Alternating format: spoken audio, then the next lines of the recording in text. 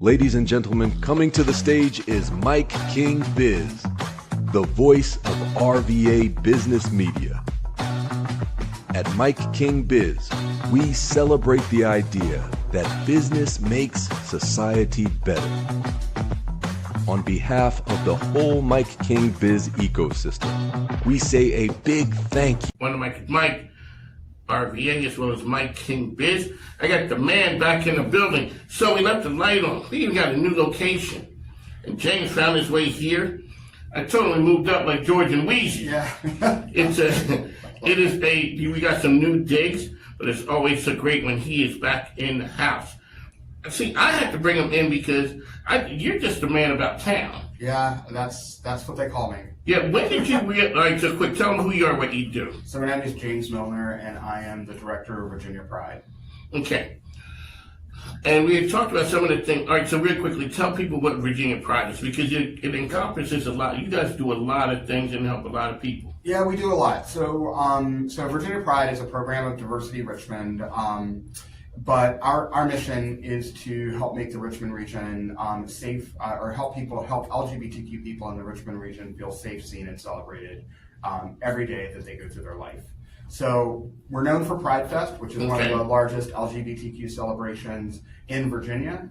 That's happening on Saturday, September 12th. That's an annual celebration. But we do so much other work in the community through advocacy, through community partnerships, through events, through media opportunities like this, to uplift and elevate the LGBTQ community here in the Richmond region. So one of the things, so when you were here before we talked about Pride Fest, you had an area for young folks. Yes. And that was a big thing. Touch on that and that part, because all teenagers, young folks have it hard. Yes. So but let me add that onto it. Touch on why that was so important. So one of the biggest components of Pride Fest is our Allianz Youth Pride Pavilion. And this is something that we started back in 2015, just with a little small stage and a few little youth-focused vendors. And it's now grown into this huge stage of its own with dozens of LGBTQ youth and allied vendors, family-friendly and youth-friendly entertainment and activities. It's an awesome experience for LGBTQ youth, their friends, and their families. And we do that because, LGBTQ youth, as anybody that watches anything on the news or reads on social media, are just under withering attack, especially trans youth. And we want to make sure that they have a space that they can come in the midst of this large festival that is largely adult focused for a space of their own. One of the things people often ask me, like, what's your favorite thing about Pride Fest? And it's not the numbers of people that show up for me. It's when a parent walks up to me with their kid and says, this is the first time that we have gone out as a family since our kid came out to us. Thank you for creating this experience for us. That's what it matters. We can have 40,000 or we can have 4 people, but if that Youth Pride Pavilion made that difference for one family, it made it all worth it. So let's talk about the Richmond community. As I had said to you before, a person told me that the reason that it is attractive is because they felt safe and included in the city of Richmond. I guess a shout out to that goes out to RVA as well. Yep. Really making the area touch on how Richmond is viewed. Because you said Pride Fest is it the largest in the state? Hampton Roads Pride would disagree, but Okay, but we'll just say that we're one of, along with them. So, we're proud of that. We're proud of how Richmond shows up for that. And on top of that, so when you were here before, we talked about Pride Fest. Yeah. You had some heavy hitter names supporting and sponsoring that. We did. And so that means that companies are understanding the power of diversity as well as making sure that people feel seen. Well, corporate support of Pride is really important, and that has waned in the last couple of years under this administration with its withering attacks on DEI and using its leverage for companies that might have federal contracts to force them to back out of doing these types of things. But we still in Richmond are very fortunate to have some of our biggest employers that still support us. Companies like Genworth, companies like Bank of America, companies like CarMax, like CoStar, Dominion Energy. All of those companies are still standing with us, which is really important. And it sends a message not only to our broader community that these big companies that everybody knows in our region are stepping up to support the LGBTQ community, but it also sends a message to their employees that these are our values and this is who we are as a company. So I think there's a dual purpose in that kind of support. How long have you been around Richmond? So I moved to Richmond in 2009, so that makes this my 17th year in Richmond. Talk about what's the difference between 2009 and 2026? Well, that's the reason I got involved in doing this work. When I moved here in 2009, I had lived in DC and New York. So you had lived in big, diverse places. I had lived in big, diverse places where the LGBTQ community was really integrated into the fabric of those communities. And not only integrated into the fabric of those communities in those cities, but also they had seats at tables. They had power. They had economic power. They had political power. They had, they were welcome in rooms that, that a lot of times people would have thought that they would have been excluded from. And when I moved to Richmond, it was a shock. It was a culture shock for me to move to a city where I would meet people out and realize that they were still closeted at work or weren't out to their families or, and the media wasn't covering us. Like you didn't see the Richmond Times-Dispatch put an article about the LGBTQ community on its front page. Our media organizations kind of focused on the salacious parts of the LGBTQ community and not really the substance of the LGBTQ community. And so I sat around and I watched this happen over the course of a few years, and I was like, you know what? My mother's voice is telling me something in the back of my head. If you don't like the way something is, get involved and change it. Don't sit back and just complain. So I was like, what can I do? And I'd come from a corporate background. I'd come from an LGBTQ nonprofit background. I'd helped plan Capitol Pride in DC. And I was like, so I'm going to hook up with this organization called Virginia Pride. And that's what I did. And I started to raise money. And I went to companies and I said, because I knew how to speak their language, and I was like, give us money to support this event and let us show you how we can work together to make Richmond a more inclusive and welcoming space. About the same time, you mentioned Richmond Region Tourism's Out RVA campaign. That got launched, which is an effort to make the Richmond region a safe and inclusive and welcoming travel destination for queer visitors. And so those two things kind of happened at the same time, and there was this massive investment in pulling together our community partners, our business partners, our civic leaders, our government. I went to the mayor's office and I was like, why are we not flying a pride flag at City Hall? Oh, well, nobody's ever asked us to, and I don't think we can legally do it. So they told me no. Next year I went back and I said, these cities do it. And I sent them all of this information about how these cities go about it. Sure enough, we got a pride flag flying at City Hall, and we have ever since. So it can be a hard life, and you see people out there doing things. What's it like when people see James now? Like all of a sudden, people look at you like you're the man. Like I'm sure people come to you with all kinds of things. Some make sense, some may be ridiculous, but they see you as the guy who can make magic happen. What's it like when you walk in and like, oh wow, James is here? I don't know. That's a really interesting question. I don't know what other people think of me.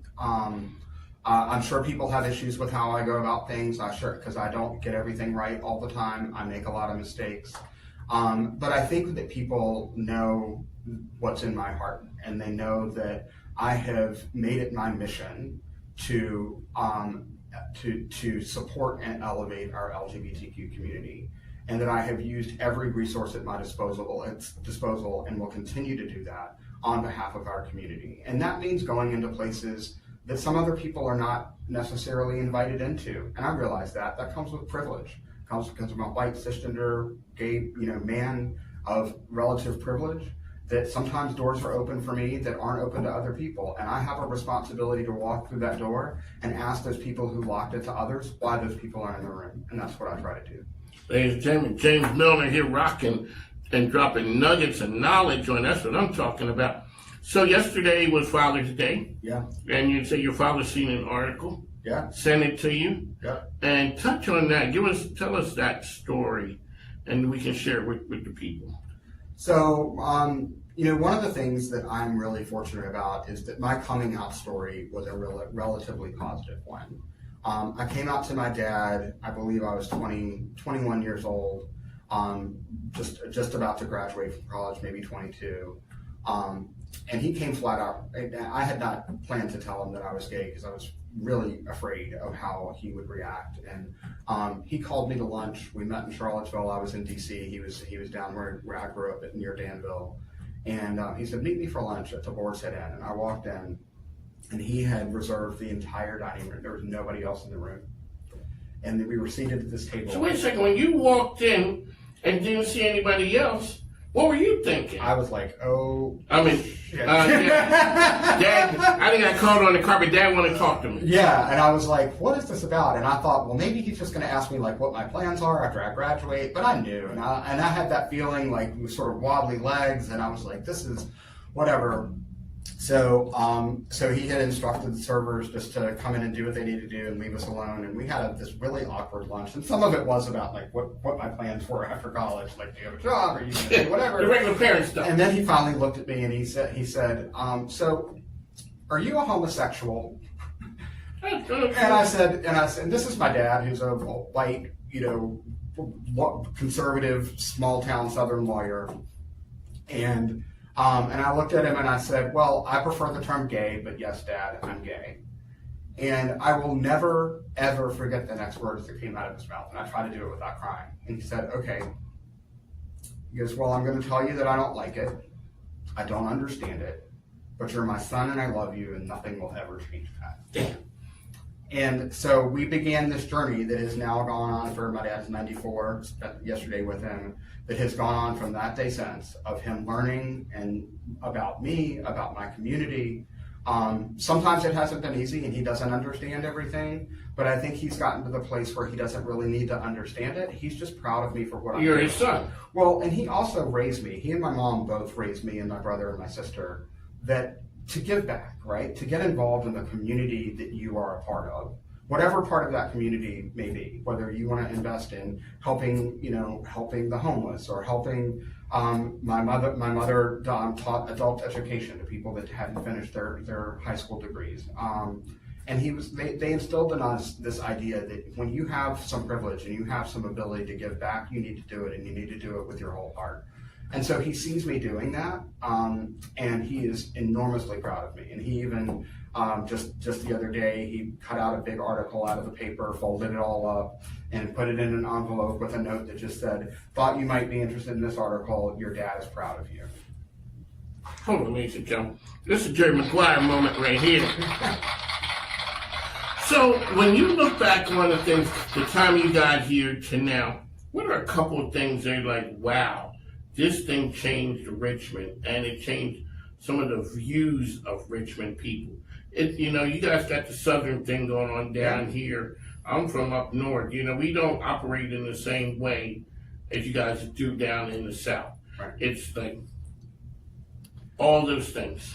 Well, I think overall and generally, Richmond is now seen as one of the most LGBTQ welcoming cities in the country. Yes. And that's happened over the last decade or so. And I've been able to watch that in sort of alongside the work that I've been able to do in partnership with so many different organizations.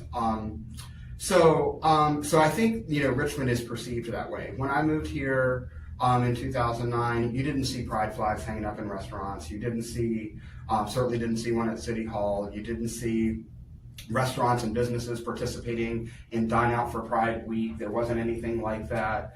And you didn't see, like we were talking about, these big companies investing in the LGBTQ community that they are a part of here in the Richmond region. And so all of that has changed. Just the other day, we got an invitation from Congresswoman Jennifer McClellan, who was going to hold a little roundtable to learn more about what's happening in the community. That stuff wasn't happening. We didn't have direct access to City Hall and the mayor and the city council like we do now. So going back to talking about where we didn't have seats at tables, we now have seats at tables in those spaces. Some of us do. There is still a lot of work to do because there is still, the LGBTQ community is still divided in terms of, I think, how it's accepted and how it is invited into spaces based on race, based on gender identity, based on gender. And we have a lot of work to do with that. So we're at Pride Restaurant. What is it called? Dine Out for Pride Week. Okay. Yes. I'm not an expert on all the locations, sir, but I kind of think one of my favorites, they may win. Now, I don't go to a lot of them, but Fat Dragon, Yeah. I don't know. I think They're not participating, but maybe you need to call them up. We need to go back there because I have been there. Next year we need to get them to do that. But that's okay. That's okay. So Fat Dragon, for folks out there, you need to come on home. Because the other times I had been there during the time. Touch on Dine Out. It started yesterday on the 21st, and it goes through Saturday the 27th. So, so Dine Out for Pride. This is the 4th year that we've done it. This is a partnership between Virginia Pride and the Richmond Region Tourism's Out RVA campaign, in which we ask restaurants to participate, and they create a special Pride-themed menu, usually consisting of a Tito's cocktail, a wine selection, a beer selection, a mocktail, non-alcoholic selection, and a food item. And then they donate $1 from any item sold off that menu that will be split between Richmond Region Tourism's Out RVA campaign and Virginia Pride. How many restaurants are there? So this year we have a record, this is our 4th year doing it, and this year we have a record 36 restaurants participating. And it runs the gamut. The thing that I really loved when I looked at the restaurant list this year was the diversity of the restaurants participating. We have Black-owned restaurants, we have fine dining restaurants, we have delis, we have grab-and-goes, we have bakeries. You name it, we've got a restaurant that's going to appeal to somebody on that list. There you go, James Milner. Always great when the man is back in the house. Dine Out, it runs until? It runs until Saturday the 27th. 27. Yeah. Go ahead and make sure and then where can you get the information on which restaurants? So if you go to outrva.com, you will find a list of restaurants there. Alrighty. And someone wants to help and support. You guys are a nonprofit. We are a nonprofit. And I say change the world ain't cheap, easy, or free. What is it that you guys need? Well, we need money. As some companies have started to step back around because of this anti-DEI climate that we're in. So raising money has been harder than it's ever been for this. And that's true of every LGBTQ organization. A lot of our LGBTQ organizations are struggling because some federal grant or because of some state grants that's tied to federal money goes away because it focuses on DEI. Companies now, because if they have federal contracts, sometimes those contracts come with strings that say that they cannot support LGBTQ organizations anymore. And so some of them have pulled back. So our budgets are going down, not up. This is the second year in a row where our budgets have gone down, not up. So money, and you can find ways to donate at vapride.org if you want to help us out. We'll take every dollar that we can get because putting on a Pride Fest is expensive, as is this year-round work that we do.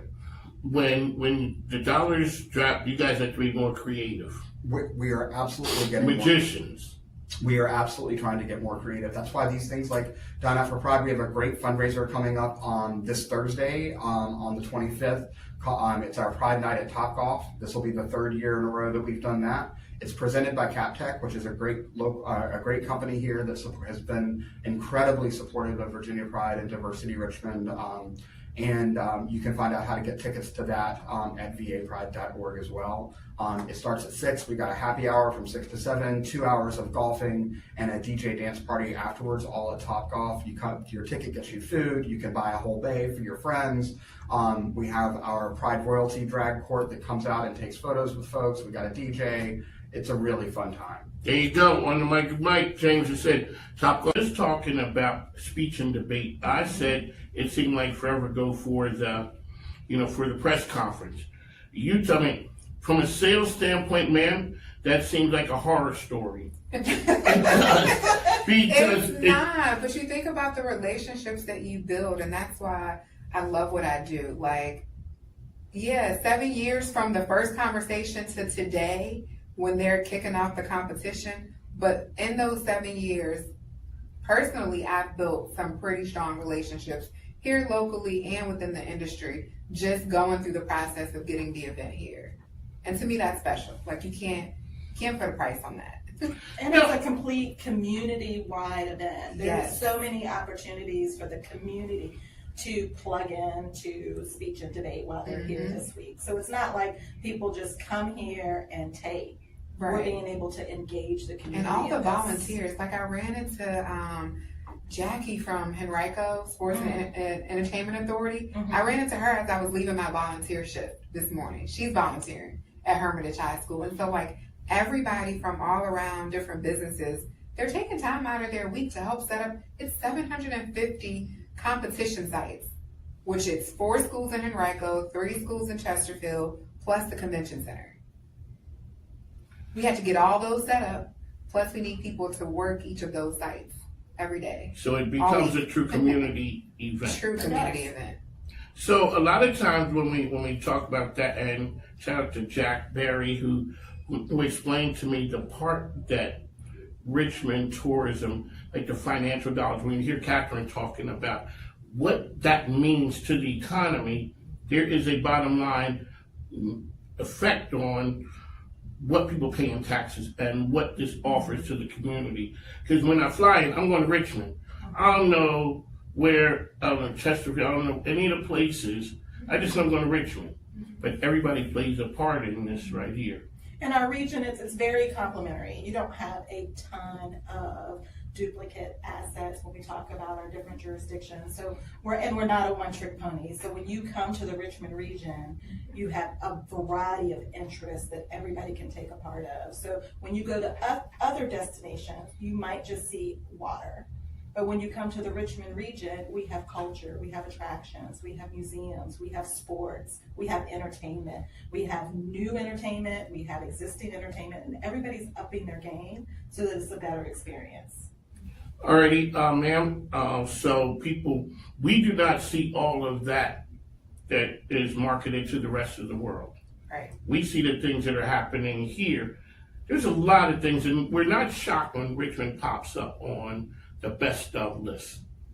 You guys are we're in the best of list, and it seems like it's ramped up. I remember sitting with COVID, we were across this, we were at just Stumps, Pig and Pint.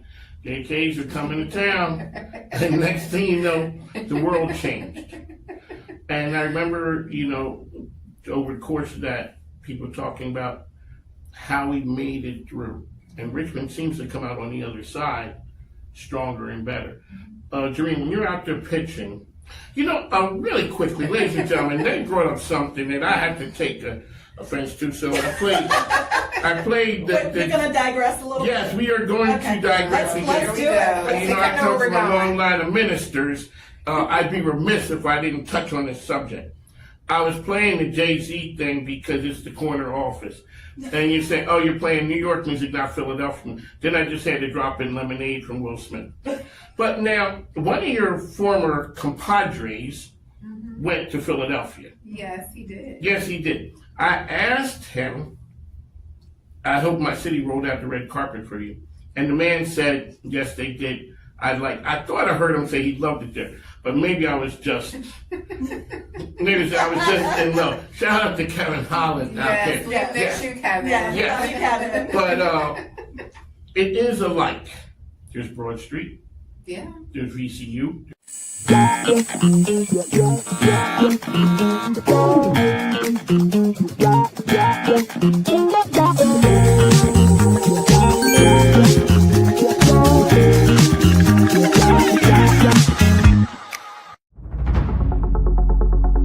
This is the night that 10 years, 15, 20 years, you're going to be looking back and saying, I was here. There's an inflection point happening in technology. We get to lead it, and we get to lead it right here in Richmond. We must prepare existing worker, students, and communities to be able to use AI so that no one is left behind.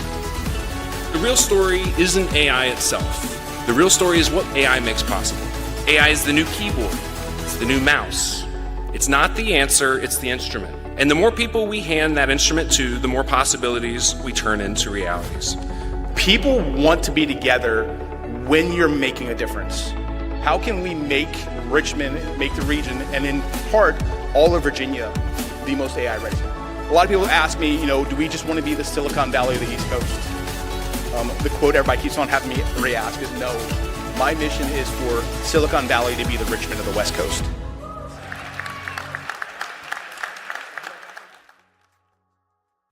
Ladies and gentlemen, welcome back on the mic. Mike King here, coming to you from the MIKEKINGBIZ Call Federal Media Center. Here with the good friend, the Google gal, Lizzie Morrow is here. Welcome, ma'am. Hi, how are you? I'm pretty good. Tell us who you are, what you do. I'm Lizzie Morrow. I am with Third Marble Marketing, and we are a Google Premier Partner, which means we're in the top 3% for what we do. And I go around and educate people on complicated Google issues. So if they have questions, I'm the go-to. And sometimes they're complicated if you don't have the answer. Yep. And sometimes people make your life even more complicated than we have to. And that's where you come in to help us out. You taught us things like rest and all that, but you say you have some breaking news today for me. Hold on one second. Ladies and gentlemen, Lizzie Morrow.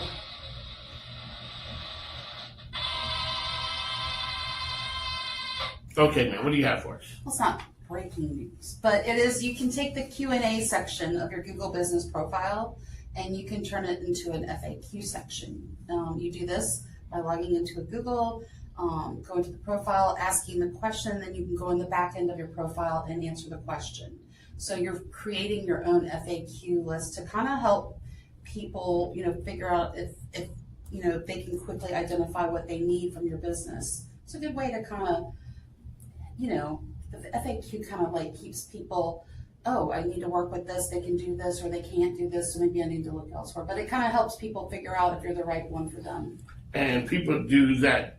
How often do people not, most people will not do that or don't know to do that? I have never seen anybody do that around here that I've talked to, and I've talked to a lot of people. So, but why not have your own FAQ right there on your profile? It just makes it so easy.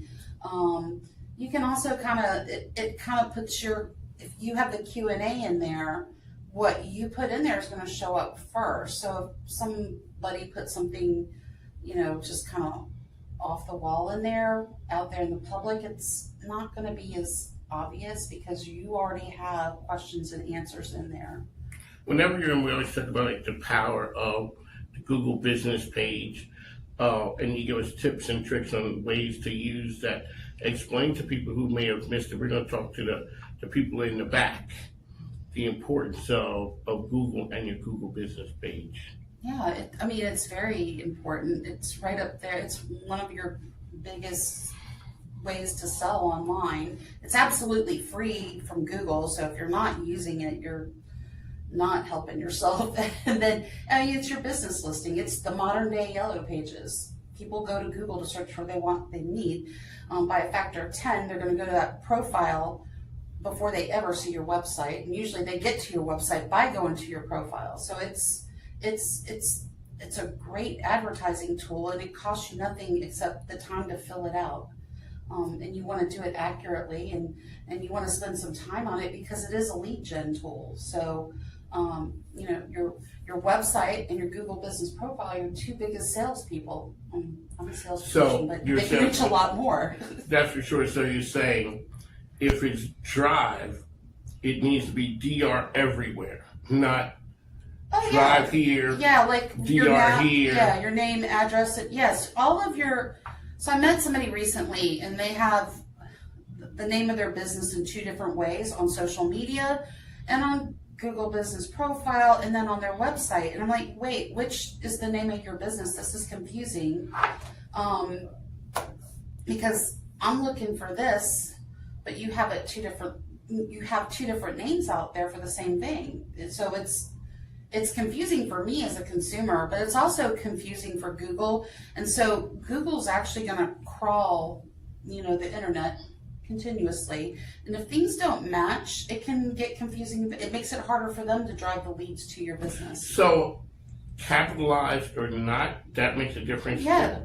Well, if it is DR period, whatever the post office has on file for you is what you should have listed everywhere. So if the post office has, 123 MAINST period, then that's what you need to have on your Google business profile And on your website, you don't want to have STREET spelled out, and the post office has it ST period. You want to have what the post office has on file. Does it make a difference if the M is a capital letter?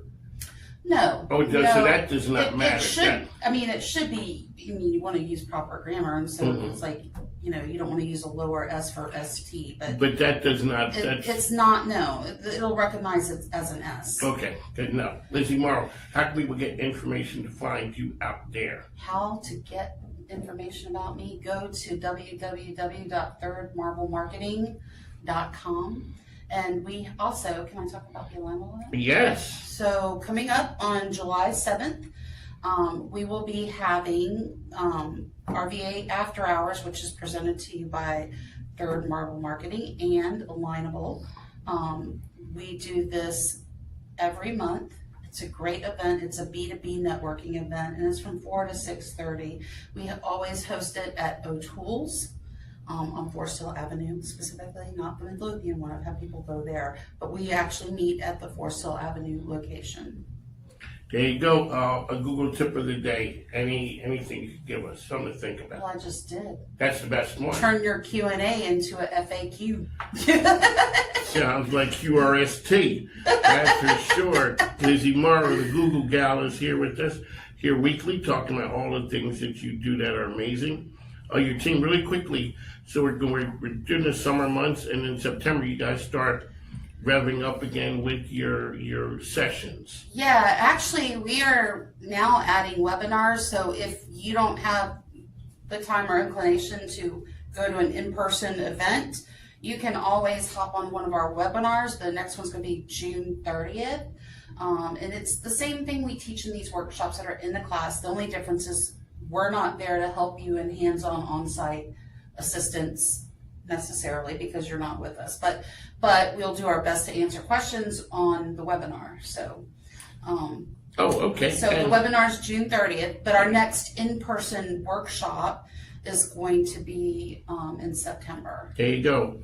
Speaking of the alignable events, how you get people in, and your idea what you do with the business cards.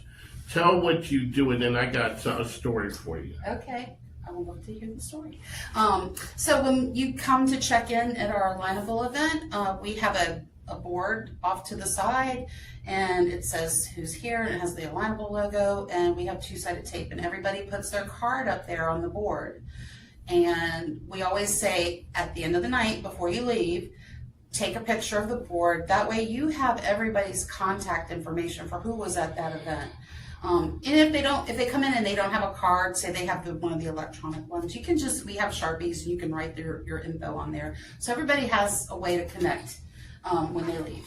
And that's what we do. That's what you do. So there is a person around town who is a master networker. Okay. And we're not calling any names, but they know everyone, and their attire can be kind of loud. Okay. Jacket, pants, something.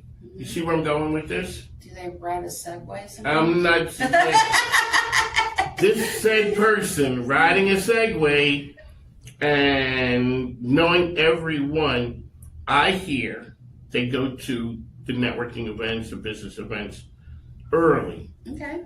To peruse the table to see who's good, who's going to be there. Mm-hmm. I thought about that. I thought about what you do. Doing it that way is kind of okay. It's kind of okay, cool. But your method of taking a card and putting it up there so we don't have to chase people down, I can take the picture and take it with me, is so his method is good.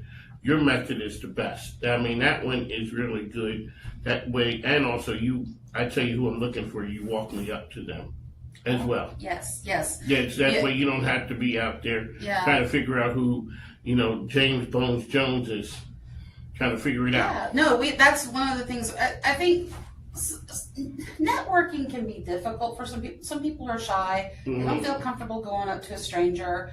So when people come and they check in with us, it's like, who are you looking to meet? What kind of businesses are you looking to connect with tonight?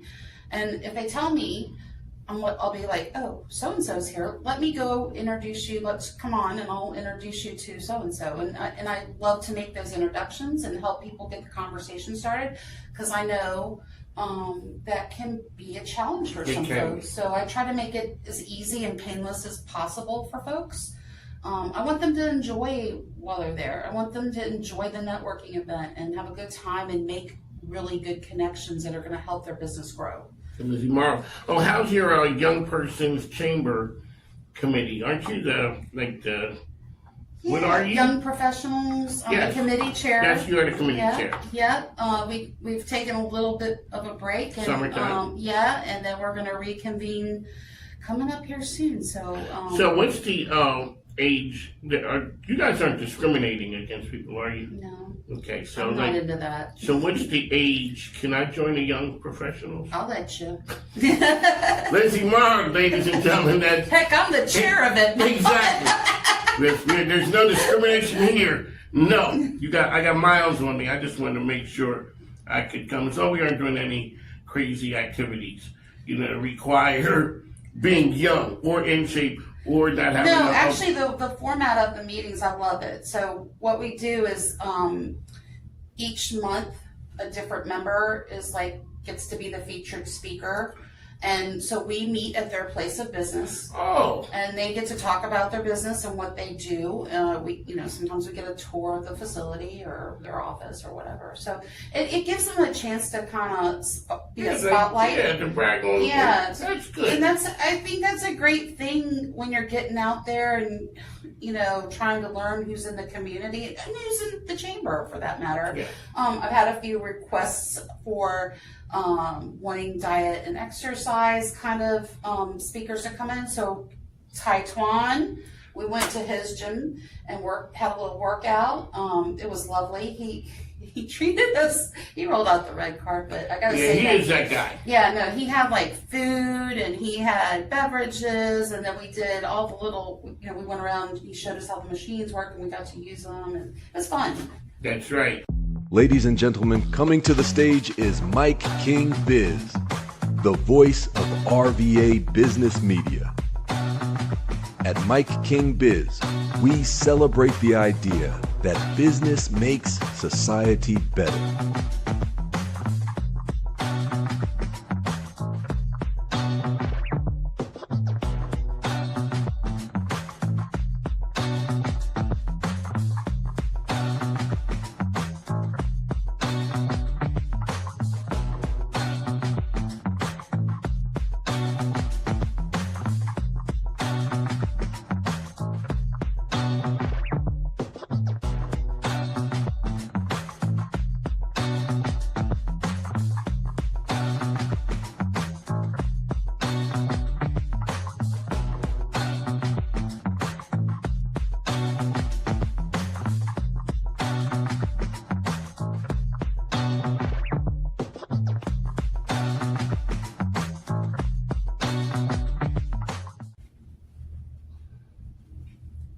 Children's Hospital Foundation, the Cameron K. Gallagher Foundation, Jacob's Chance, over 40,000 minutes of broadcast time donated. Beyond Boundaries, the Virginia Down Syndrome Association, Nonprofits telling their story, maximizing their impact. Richmond Region Tourism, the Chesterfield Chamber of Creating Commerce, partnerships that make a difference. Triangle Office of Economic Development, MIKEKINGBIZ, the social enterprise brand. Girls for Change, On a mission.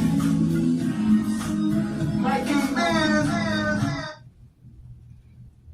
Our customer complaints. Ladies and gentlemen, Mike King here, coming to you from the MIKEKINGBIZ Call Federal Media Center, high above Henrico. That's where we are, coming to you from way out in Henrico. So shout out to Henrico County for hosting us again. I'd like to thank you and follow me on all the social platforms, which are on the mic with Mike RVA, as well as MIKEKINGBIZ. You can follow us on Instagram, LinkedIn, Facebook, YouTube, Monday to Friday, 10 a.m. to 12 p.m., as well as on ESPN Richmond, Saturday mornings, 10 a.m. we're not 10 a.m., 6 a.m. in the East. That's where we are. All right, folks, we talked to the best and the brightest. Liz Baker is in the building. Welcome, ma'am. Mike, it is so good to be here with Right. you, truly. Like I said, you know brands, but you don't know what people do. I just see you around town as the AI lady. You're at a whole bunch of things. You're in rooms that are rooms. And we always talk about that right there. You are an AI enthusiast. You're a writer. You're a speaker. Tell us who you are, man. What you do. You basically just summed it up. When AI went viral, it went viral in me too, and I knew it was life-changing, world-changing tech, and really interested initially about how it would impact Richmond and my community, and then beyond, how it's going to impact the world. And then as a person who really wants AI, here's my mantra. My mantra is AI for us, not to us. I want AI to happen for humans, for our thriving, and not to us, right? Because AI can be used to oppress people, it can be used to exploit. So from the beginning, this is a very powerful tool. I want it to be used in ways that actually help us and not hurt us. I talked to a lot of people, and it's funny that men talk AI and they talk about that. It's more of the power of it. It's more when I hear women talk about the ethical side, the human side of AI. So you told me you are from Virginia Beach area. I am from Virginia Beach, born in Norfolk, and from Virginia Beach, came up here in the 90s. Okay. I came to Richmond. So I ended up getting a Bachelor of Fine Arts degree from VCU in hot and cold art glass and hand and thrown ceramics. And I immediately it was amazing. I had incredible professors at VCU, really nationally renowned professors. But I graduated and went right into corporate. So were you always a creative type? Always creative, yeah, from the time I was little. As a matter of fact, went to a specialty center when I was, a special art school when I was in elementary school. Do you come from creatives? My brother's an opera singer. Okay. Yeah. So, okay, so yes. Yeah. Parents, were they creative? Actually, no. So my father was a professor. He's a earth science professor who teaches people how to do earth science. So he taught teachers how to teach. Okay. Which I think my love of both science and of teaching others and helping people to grasp concept and ideas probably comes from my dad's love of education. Okay. He was a well-loved teacher. And then my mom we call her Thor Thunderhammer. She is, she's a beast of a woman. She's in the best way. She's just a real servant-hearted person and a real strong leader. So I'm sure I got some of that. One of the things, so my youngest son is creative. Right. When you're not creative, you guys are hard to deal with. So true. Because we want you to sort of fit. Right. And whether it is dance moves, calligraphy pens, cutting up clothes, singing, performing, all those things. And as a parent, we're just kind of try to keep it. Yes. I think I would have been creative, but my dad kind of put the squash on me. Mm-hmm. With, like we did back in the... What do you think you're doing here, though? You're building. You are absolutely a creator. I see you as a creator. My sister told me, and we're almost 14 years apart, she goes, you turned into dad.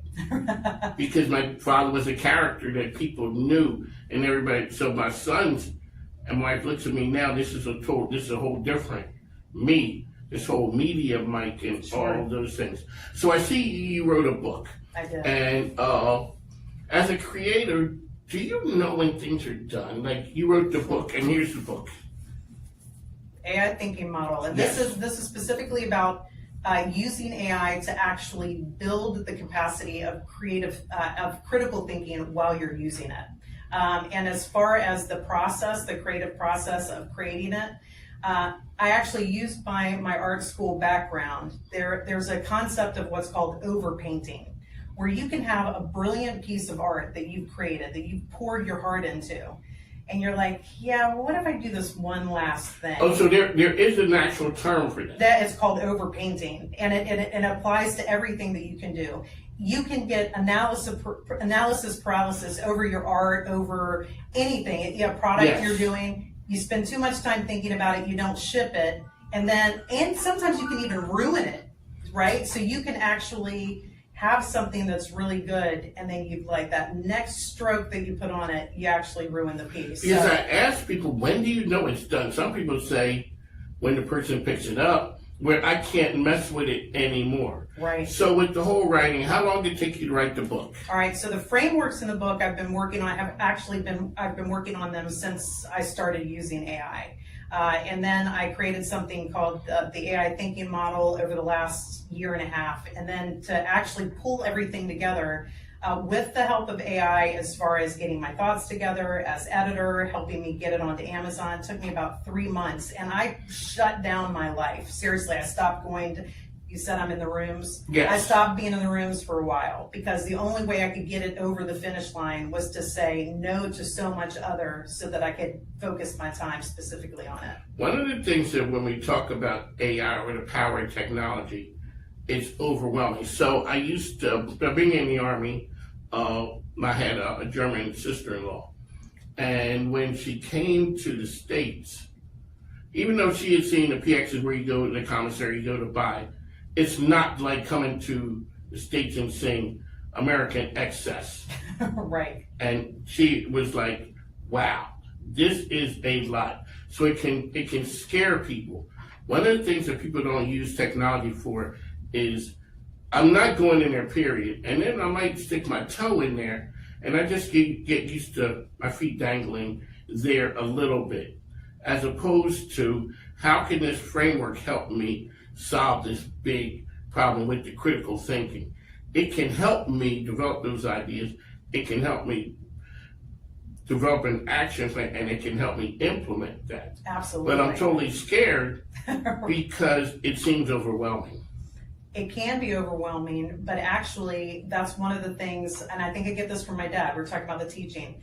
I had a tech guy who works for Cisco tell me, he's on the board of directors of a nonprofit, came to my house, I showed them how to use the tool. He said, Liz, I talk to technical guys day in, day out, and they make AI complicated. He said, you're the first person I've talked to who made AI accessible, and he was off and running. So the best compliments that I've gotten about the book so far is that I was so generous with the advice, that it's very readable and very consumable. And as a matter of fact, one of the reviews I just got said that for people who are intimidated by the technology, this will help them to move forward in ways, and it gives them so many ideas that will demystify some of the things that they're concerned about.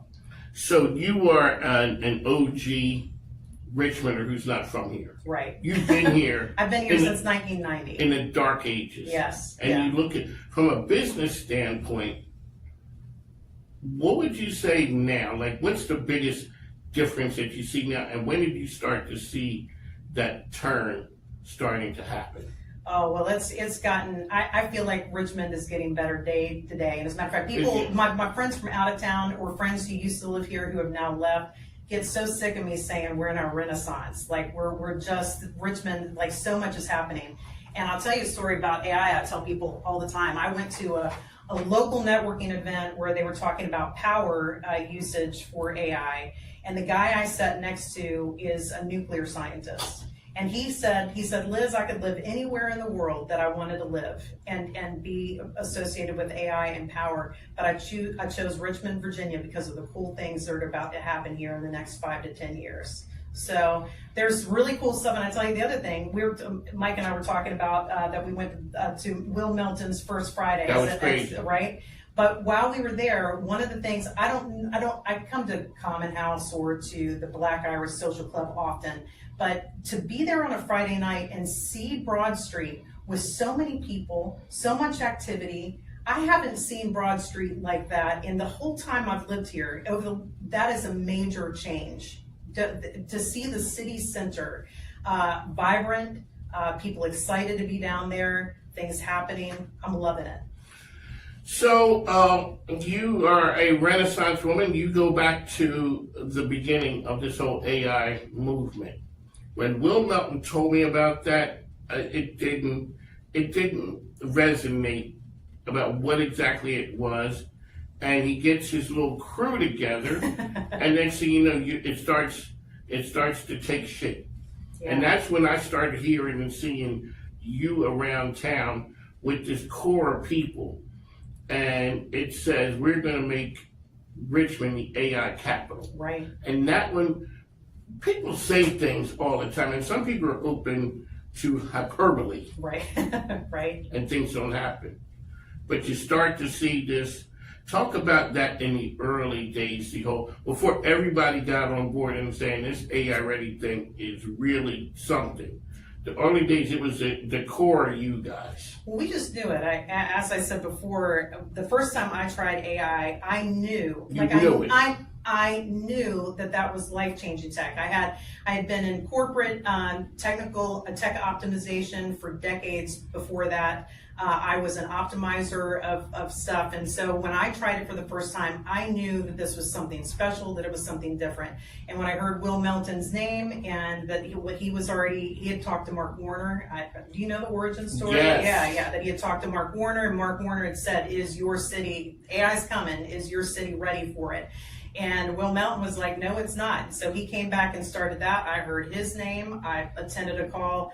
I knew that it was going to have major impacts. And because I love Richmond and because I want the people of Richmond to be prepared, not just like be prepared for AI, but actually know how to use it and utilize it so that they can upskill, so that they can be more prepared for the future, I was all in. So I see you guys are operating out there. This whole women in tech thing, this women in AI. I see you rolling my partner, LJ Lori Jennings. Oh yeah, absolutely. You guys talk about the women in tech, this whole movement. Well, I'm sure you know that women in tech are underrepresented, yes, especially in leadership. And we don't want that to be the case, because actually businesses don't want that to be the case either, because even though women are underrepresented in tech, they're also overrepresented in consumer areas. So they're the ones buying the stuff for the families. They're the ones who are building the community. You want them involved in this conversation. The other thing from the beginning that really stood out to me was that AI has the potential to disproportionately impact women's jobs. So women have a lot of administrative kind of process roles that can actually be replaced by AI. So my point is, let's get women in the conversation for a ton of reasons, and they should absolutely be leading the conversations, but also they need to be upskilling. They need to understand how it's going to impact the community. They need to be ready for it. So that's why I was passionate about getting women involved and saying, I don't care if you even like it or not. You may hate AI and say, I wish that the AI had never been a thing. It doesn't matter. It's still here. The cat's out of the bag. The train has left the station. It's coming. How are you going to deal with it in a way that is good for your community? Ladies and gentlemen, Liz Baker, the AI thinking model author, is here with us.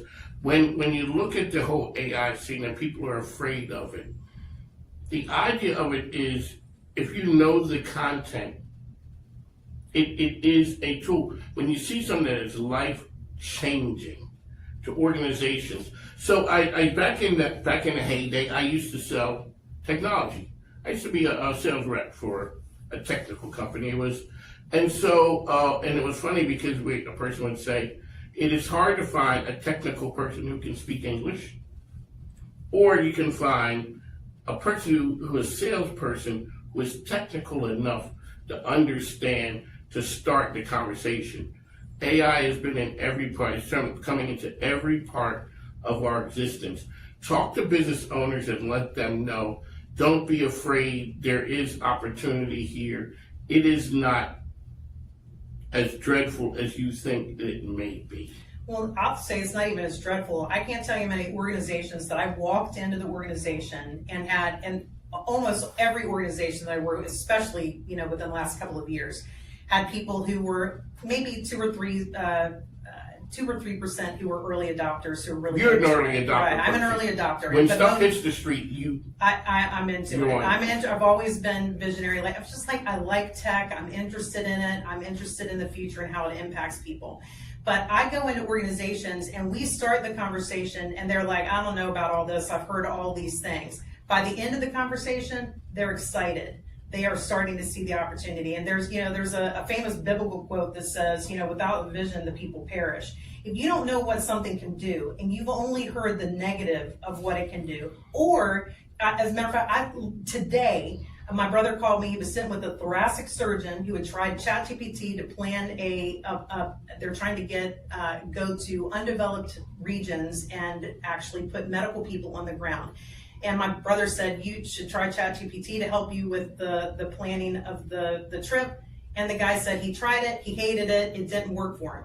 he didn't know the questions asked. So you got a thoracic surgeon who's a brilliant guy who doesn't yet know how to interact with AI in a way that will get him the results that he needs. But once he learns it, he's going to love it. So you think that is what really holds people back? They don't understand the correct prompts. They don't understand what to ask.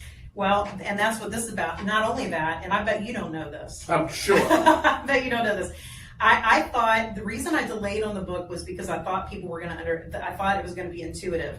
But there's a way to set up AI, ChatGPT, Claude, Gemini, Copilot, all of them. There's a way to set up the personalization where you define your perfect business partner, your perfect partner. And you say, I want you to work like this. It's not prompting. It's literally you define it. And then you say, here are the things about you, tell it about you. Here's who I am, this is the stuff I've done, this is my mission, my vision, my goals, where I'm headed, and where I need to develop in critical thinking. I want to be wise, I want to be a great leader, I want to, be a connector, I want to be the best I can be. You can actually configure your AI so that every single time you talk to it, it's developing that in you. And so that's why it's a change. It's beyond prompting. It's you're creating. I don't know. You a movie guy? Yes. Are you? You like Marvel movies? You've seen any of those scenes in the Marvel? I've seen them. Interstellar? Yes. Seen his Star Trek stuff? Yes. You ever watch Star Trek? I was more Star Trek than Star Wars. Okay, so the same here. So data, you know who data is. Yes. AI. Who don't want a data who can help you? Or in Interstellar, you saw Interstellar? Mm-hmm. TARS is the AI that helps humanity. TARS is it's the little weird Walks crazy. Yeah. Anyway, the bottom line is you can actually configure the tool now, not to create generic, people talk about generic slop, AI is making us dumb, it's dumbing us down. You can configure it to make you smarter, to make you better, to work on your mission, vision, and goals. People just don't know that they can do it. So it is laying the groundwork before you just type in generic prompt. That's it. That's it before the prompting. Because that way it can help you get to where you want to be. So back in the day, I used to sell technology, and there was a line that the techies kind of didn't want the salespeople to cross because, I guess they wanted to keep the intelligence level high. Right. And they didn't get it. So initially, when I meet Liz, I'm going to march you down to the tech people, and we're just going to go down there. And when I would meet with the tech people, they would talk about, these are the bits and bytes. I talk to bits and bytes people. This thing is great. And then I go over to the dollars and cents people and say, those guys are idiots. We're not paying for that. A lot of that conversation goes away now because the dollars and cents people understand, or the ability to understand the technical side. Because now we've helped it speak English. So Liz walks in and says, if you implement this, or if you look at it this way, don't worry about the prompt. Well, yeah, and as a matter of fact, I've met with multiple organizations this year who had AI pilots, right, where they had a certain group of people who tested it in their organization for a year and didn't get any return on investment. So the dollar people are not happy. No, they're not happy. The leadership is not happy about it. I come in and I say, well, did you do this? Did you know you could do this? Did you talk it to this? What they've been doing is just giving their people some prompts and saying, go at it. They haven't been using it strategically. Once I show them how to use it, this is legit. Like I'm not, because everybody says, hey, everybody says I can transform your organization. I go in and I say, have you been doing this? No, this was turned off. We didn't even know that was something that we should be doing. So once they start seeing strategically how to use it, then you start saying, I can transform my entire workforce using this. So if you have every single person on your workforce, your salesperson, make me the best salesperson ever. So AI literally knows I'm a salesperson. I want to be the best salesperson ever. I'm going to put my quotas in there, what I'm trying to do.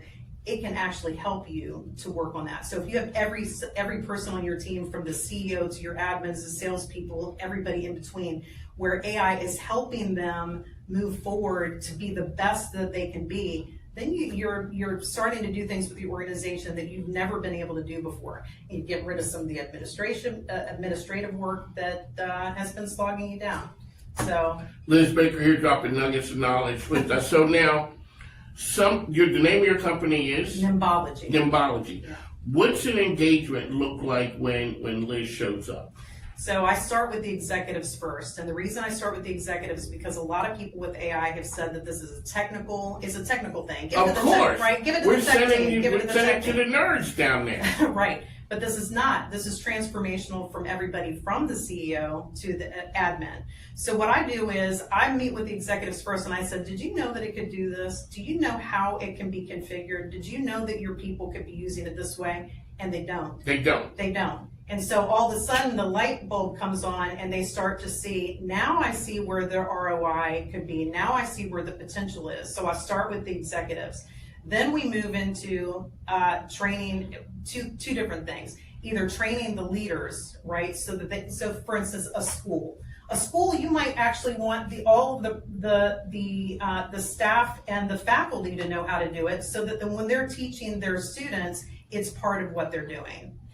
In another organization, like a CPA firm here that I met with locally, we did some lunch and learns, and I'm going to actually follow up with one of their leaders this week. What's sticking? What's not sticking?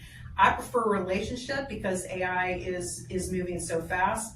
I want them to get the basics. I want them to see how it can transform their people. And again, that's really important too. It's not just about productivity. It's about making their people better. It's about not eliminating workforce, but actually augmenting the workforce with AI so that they can do cooler things, so that we can solve some of the world's greatest problems with our organizations, not just the zero-sum game where we're eliminating our employees so that AI is doing all the work for us. When you go and you start talking to an organization, there's something that's going to come up that's a problem. It may be right now, or if you know it, what is the one thing that you think is glaring as a problem right now for businesses? As a problem for AI, or as a problem just in general? In general, that AI can play a part in solving. Well, I think actually the problem in general is that they have been using AI to solve problems that maybe it shouldn't be used, and they're overlooking the fact that they can upskill their employees now and actually get the ROI on it. The reason I say that is because you know that in every organization, shareholders and boards, there's so much pressure on the organizations. What are you doing with AI? How are you using this? Are you using it in good ways? Is it actually giving us return on the investment? So, a lot of times they're like a deer in the headlights. They don't know exactly what they're doing. They're putting it towards projects that really aren't having a good return on investment. So ironically, AI can help them solve their AI problems as well. It can be the problem, but it also can help you the solution. It can be the solution, absolutely. There you go, Liz Baker here with us on the mic. Ma'am, how can people find you out there? Well, I have a website. It's called the AIThinkingModel.com. And if you go there, there's actually, you know me, you know I'm honest about this, no strings attached. And when I say it's no strings attached, I mean no strings attached. There is a configuration tool that can help them to configure their AI in a way that's more strategic. Just like we were talking about earlier, tell it how you want it to act, tell it about you. So that can actually walk them through. There's a link to Amazon where my book is, and of course they can contact me directly through that site if they have additional questions or concerns. People want information about AI Ready. If they want at AIReadyRVA.com, they can go there. There's so much information. I'm a member. I highly encourage people to, especially Richmonders, obviously, to invest, become a member, give a little bit of money to help with AI literacy, not just for you, but for the entire community. I say from grannies and grandpas to students, everybody in between needs to know how to use it in great ways. At the last party, Will Willis had said to make, do you want Richmond to be the Silicon Valley of the East? And he said, no, we wanted to be Silicon Valley to be the Richmond of the West. Right. And when you look at that right there, to go from the time when you guys are having those conversations to where AI Ready has come in a little bit of time, it's amazing. Absolutely, incredible. Well, because people know it's life-changing. They know it's changing their industries. And again, that cohort model we've got where you can, if you're in project management, meet with project managers and see how AI is changing your industry. If you're in finance, meet with other finance people and see how it's changed your industry. And so that, that cohort model and meeting quarterly is allowing not too much moss to grow between the meetings too. AI is moving too fast to meet, every now and then. We have to keep it going. There you go, Liz Bates. We'd like to Ladies and gentlemen, coming to the stage is MIKEKINGBIZ, the voice of RVA business media. At MIKEKINGBIZ, we celebrate the idea that business makes society better.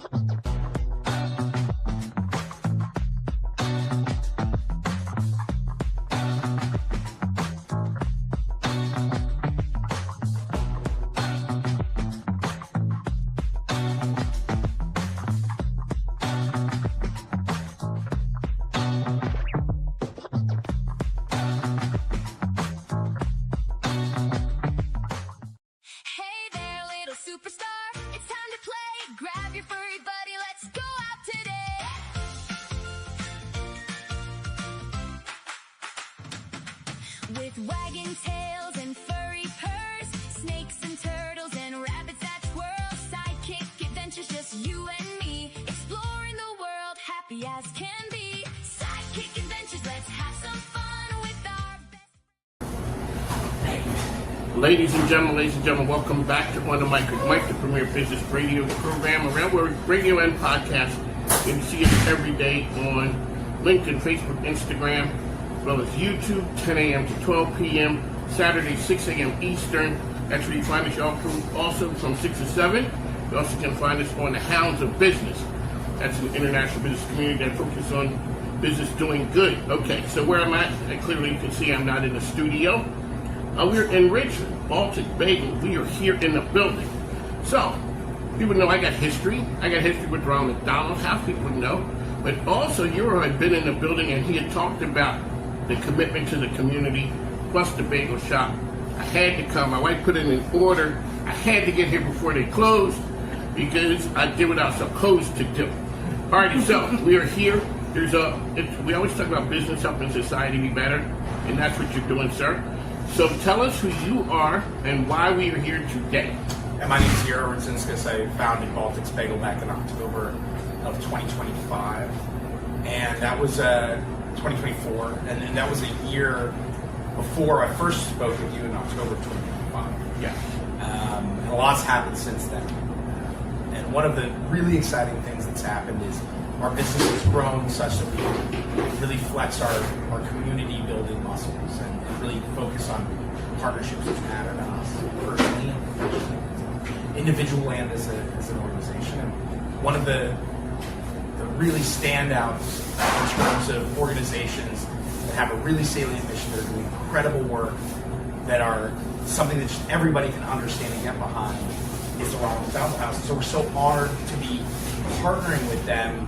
It started out with kind of a trip around and checking out the facilities, and we are now, I think we're delivering 300 bagels to you guys, completely on to the house, on the house, to their house, on our house, but to support these families who are going through just the toughest, most incredible, challenging time imaginable. And we started kind of contributing as well through a capital campaign. That's what we're here to talk about. So, madam, you are CEO, Ronald McDonald House. People think they know what the Ronald McDonald House is. Right.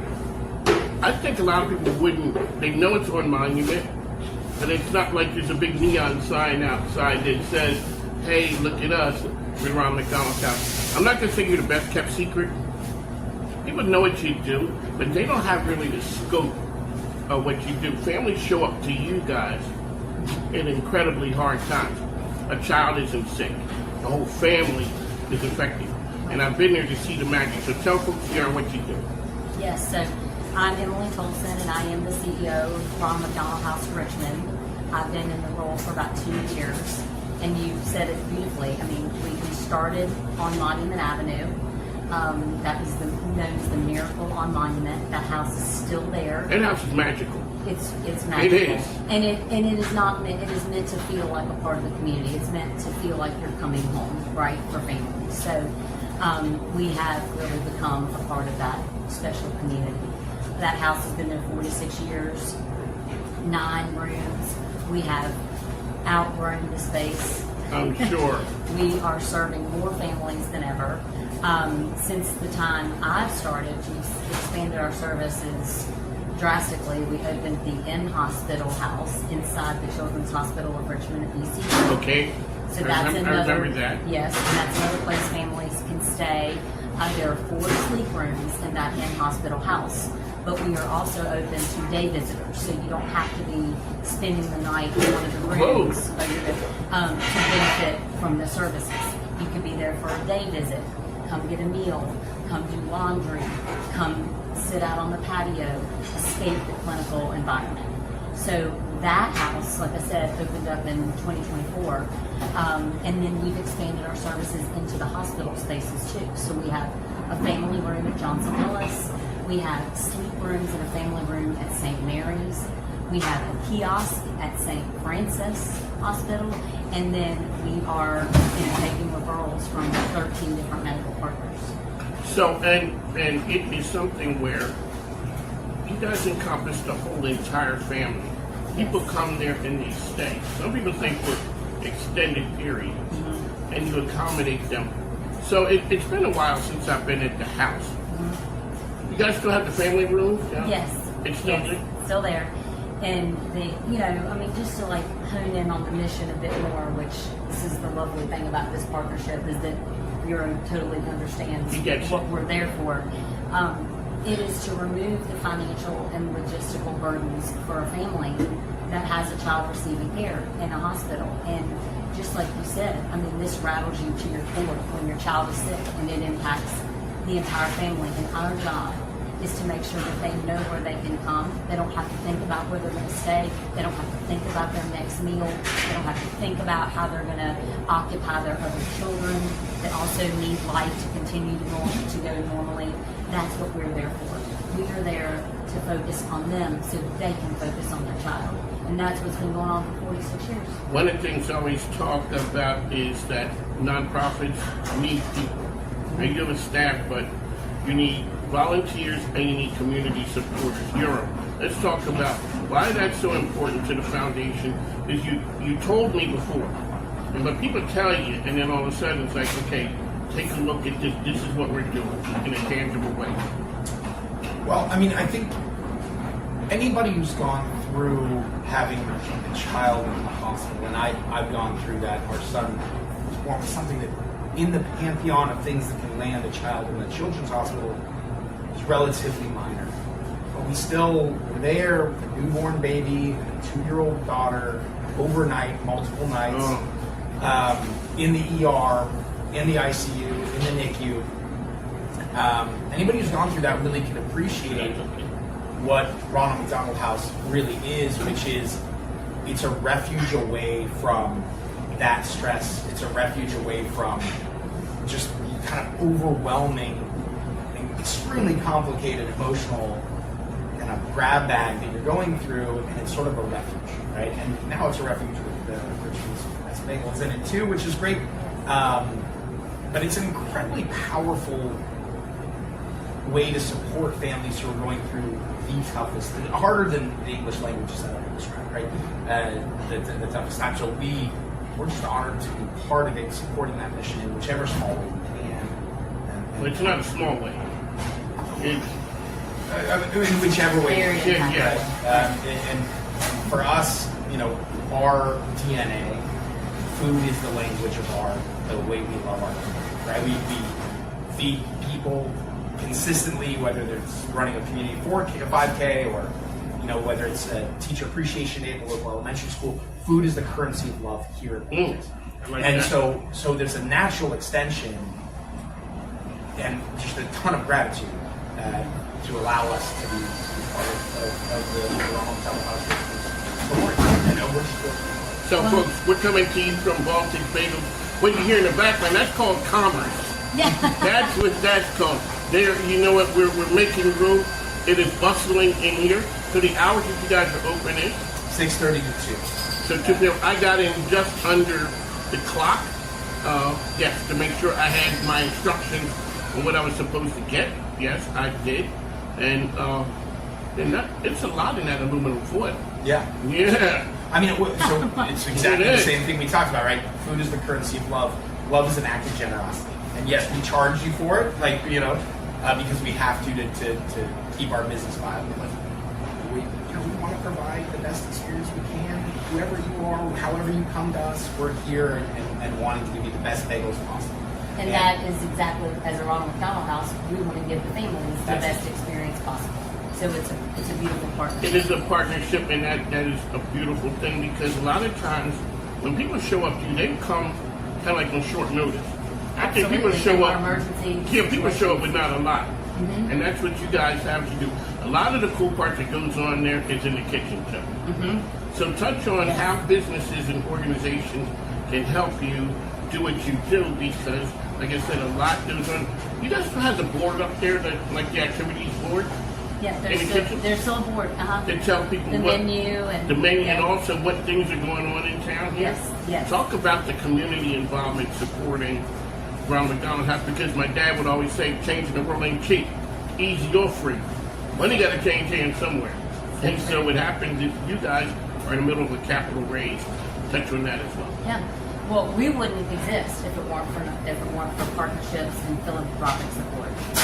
As a 501c3, that is how we are able to operate, through private support, through our founding mission partner, McDonald's, and through community partnerships. So that's how we're able to do it. We are serving more families than ever, and the meal program has expanded significantly. So I've talked about the expansion of our services. We're not just the house on Monument.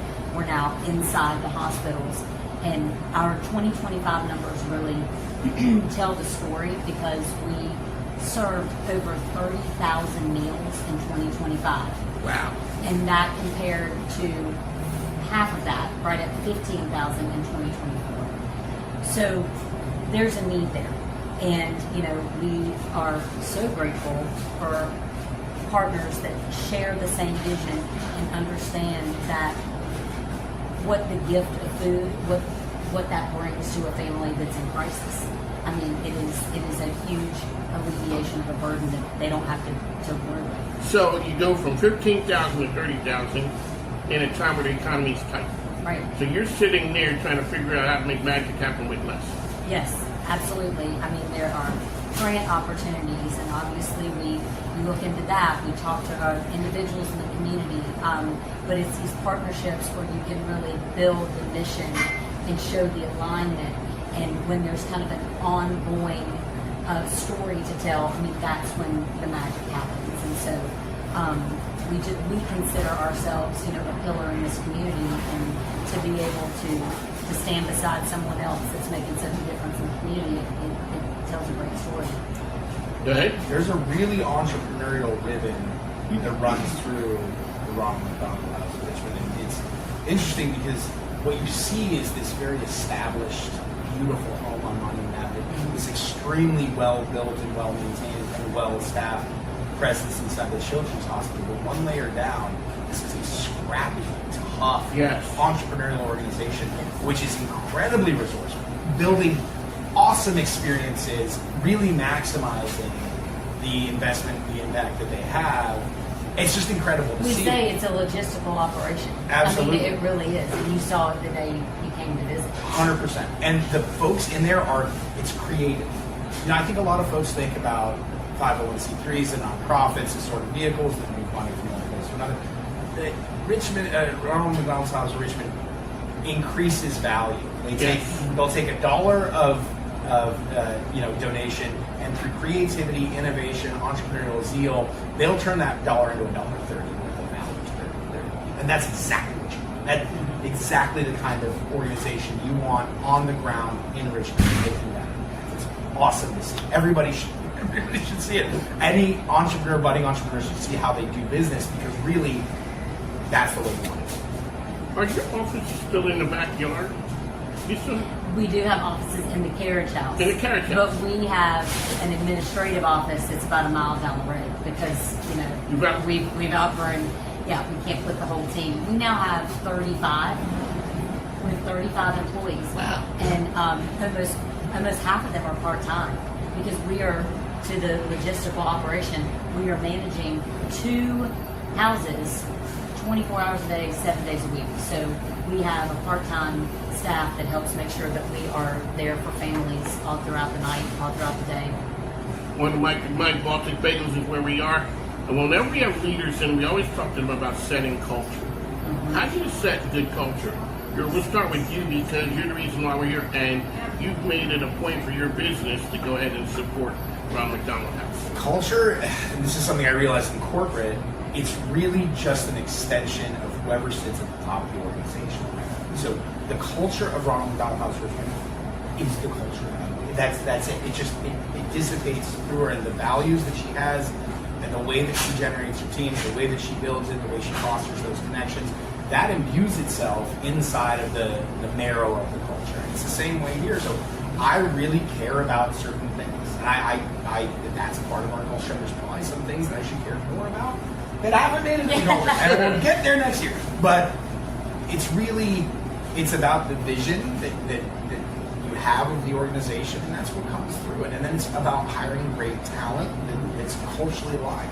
If you have someone, for us, right? If we have someone who can make 1,000 bagels an hour, that isn't culturally aligned, we can't do it. Right. We need to have someone who also cares about their community, who also has a generosity of spirit, who also has sort of like that kind of servant's heart, is the way we kind of think about it, who has a good sense of humor, and who really knows what great products are and wants to bring in the community. If you can't do that, it doesn't matter how fast you are. It doesn't matter if you show up. That stuff really matters. That's the spine of our culture, and that really, I think, aligns with the spine of Absolutely, and we are. I mean, our core values. I mean, we establish everything around our core values.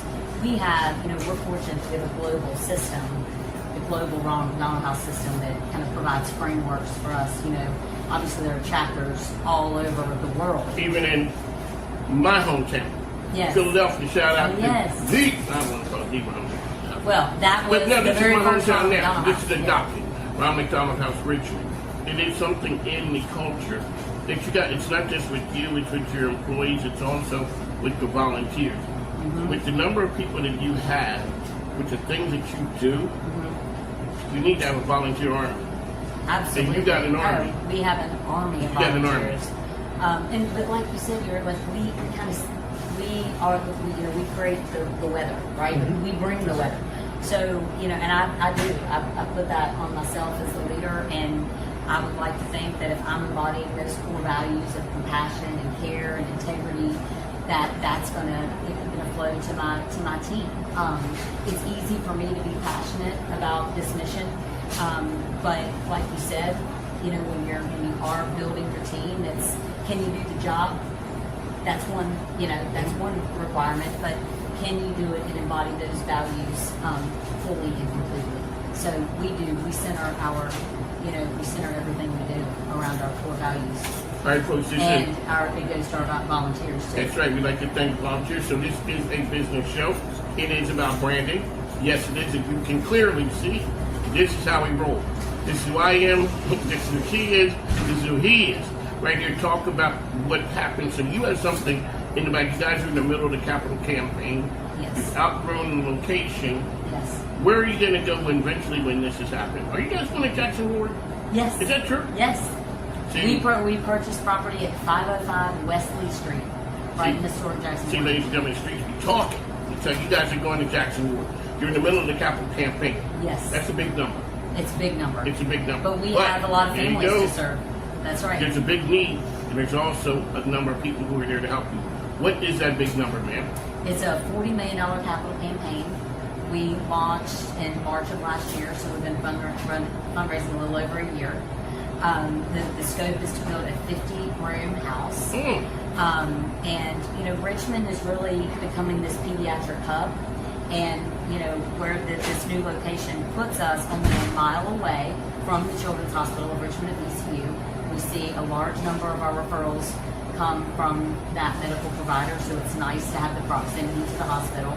But also, we're right near the interstate, so all of our other referral partners, you know, we're close to the locations as well. All right, so when a person needs, how do people engage with Ronald McDonald? Like, how do they get to you? Yeah, so to stay there, you do have to have a referral from a medical provider. So we work closely with Child Life, with the physicians, with the care teams in the hospitals. And that's how you're able to stay with us. And our goal is that we never have to turn anyone away. And right now, we have to, because we don't have enough rooms to fill the need. We have one handicap accessible room in our monument house.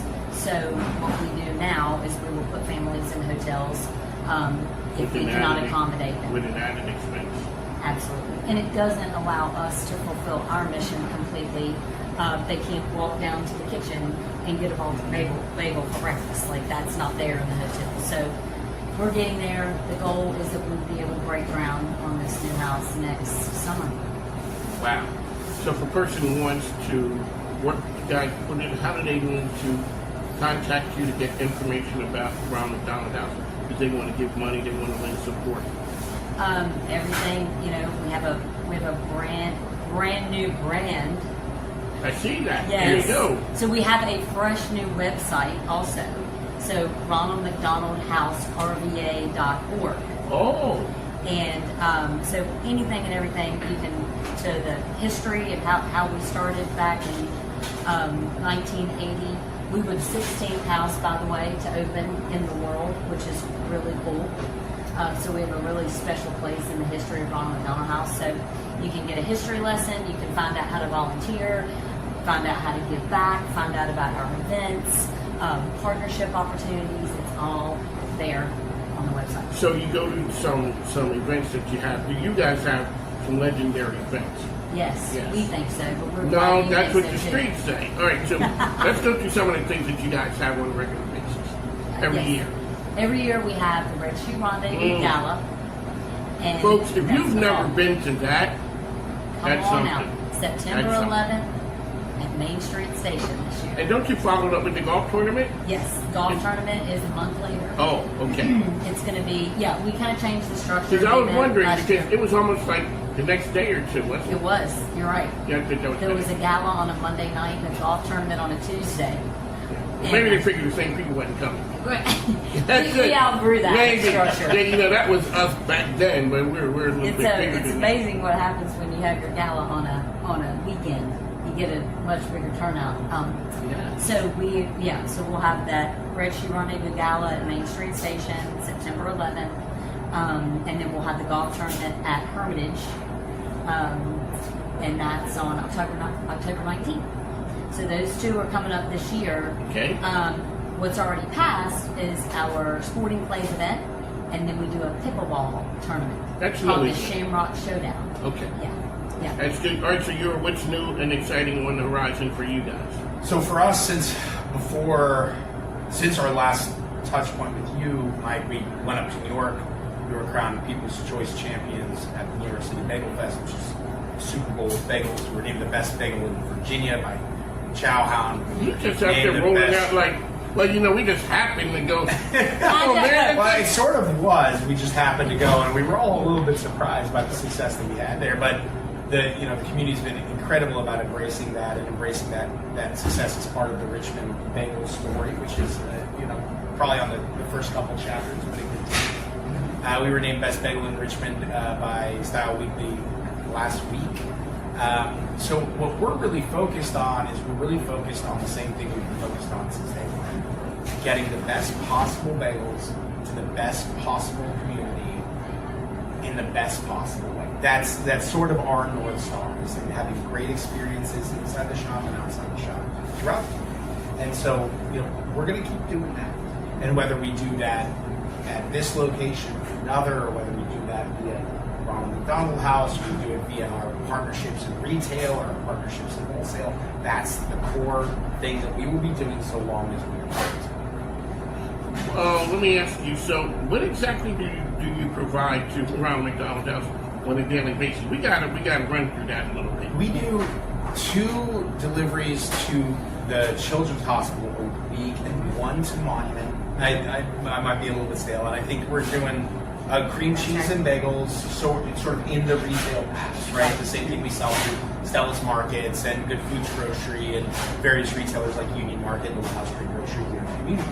And so, that allows the families that are staying there to, no matter what time the doctor's appointment is over, no matter what time their children finally go to sleep upstairs, they can come and have what we consider to be the best bagel possible. It's delicious cream cheese.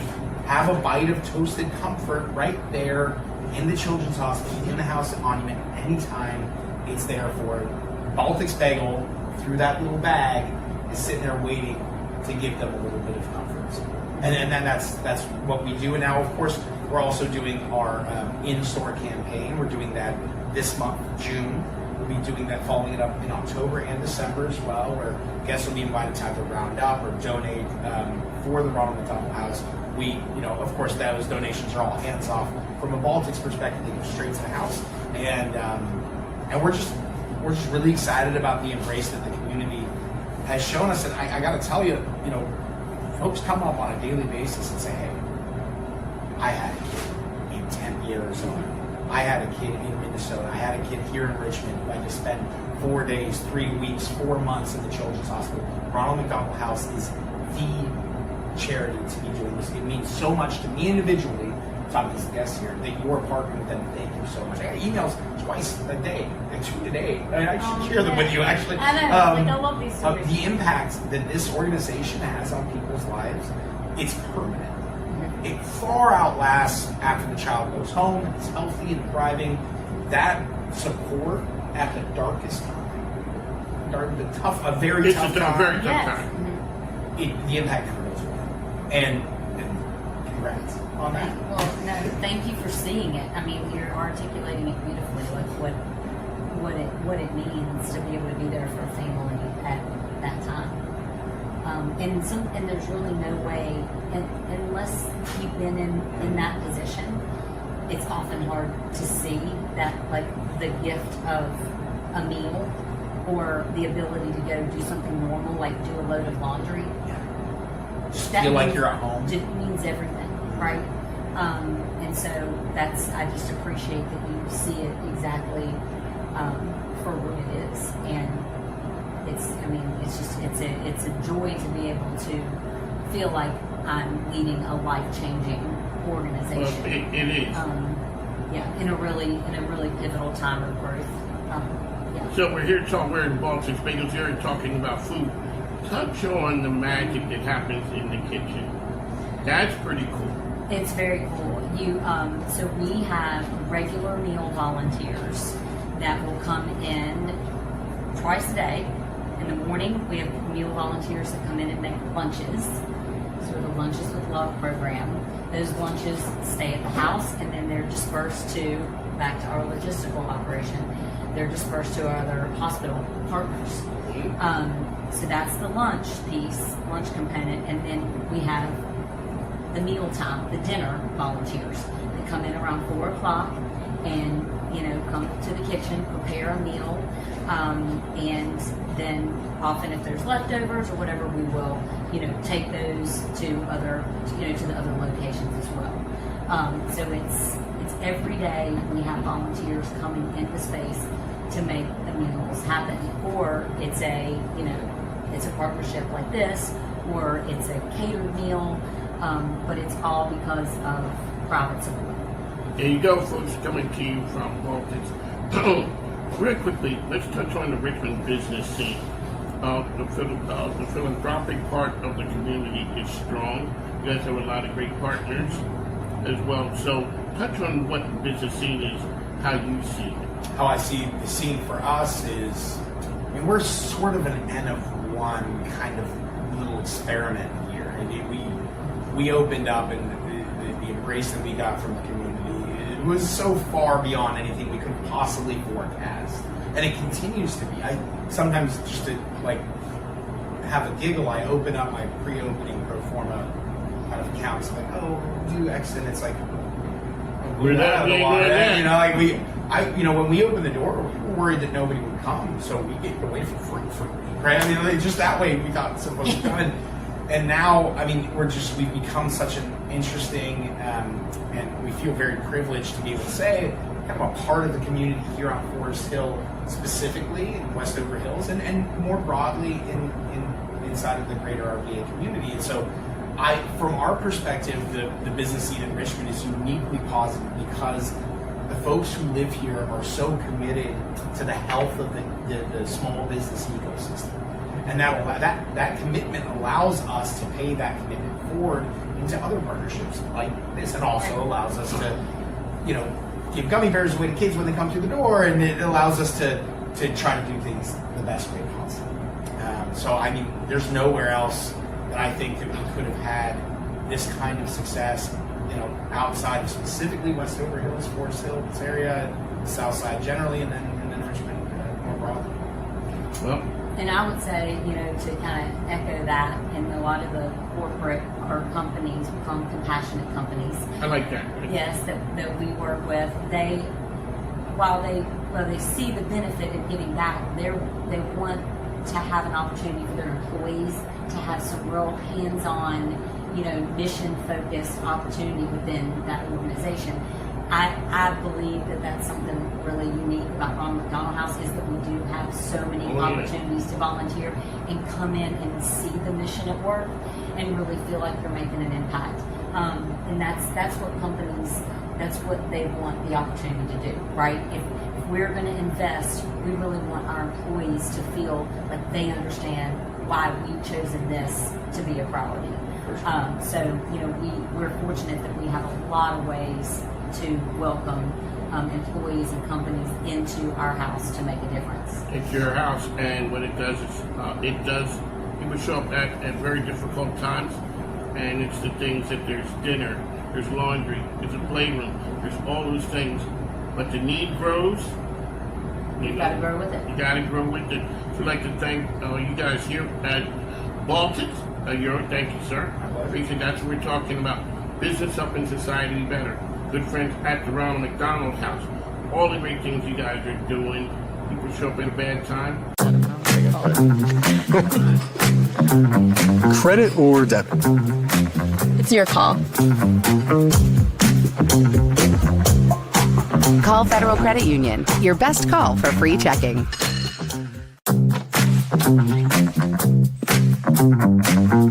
Are we really doing this? It's your call. Call Federal Credit Union, your best call for mortgages.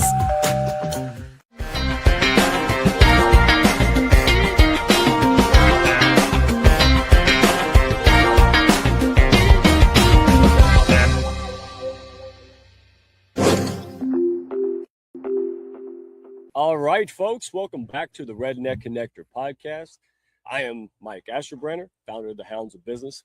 And folks, we've been talking a lot lately about fake everything, fake networking, fake marketing, pitch slapping with a P, and general overall performative nonsense when it comes to building a business, all right? And all the ways good business owners, right, try to solve the wrong problem with more activity. And look, I did it for far too long. So this is not I know better than you. This is, oh, please don't drop off the cliff like I did moment, okay? So what do we usually do? Well, business ain't going the way we think. We're not really sure what to do.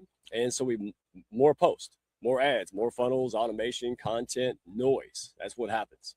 The real problem is that your position oftentimes is not clear enough for the market to remember you.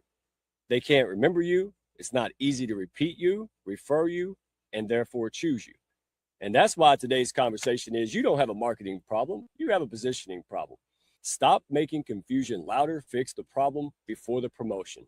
So I've got the one and only Beatrice Badassery by B. And folks, she is phenomenal. All right. She helps establish service businesses stop losing revenue to weaker competitors who simply have a clear positioning. That's right. And we don't have to say it out loud. We know what happens. Okay. So if that fits right in what we're talking about, all inside the Hounds: clarity before campaigns, trust before tactics, position before promotion, horse before cart. So Beatrice, welcome to the show, my amazing friend. So glad you came.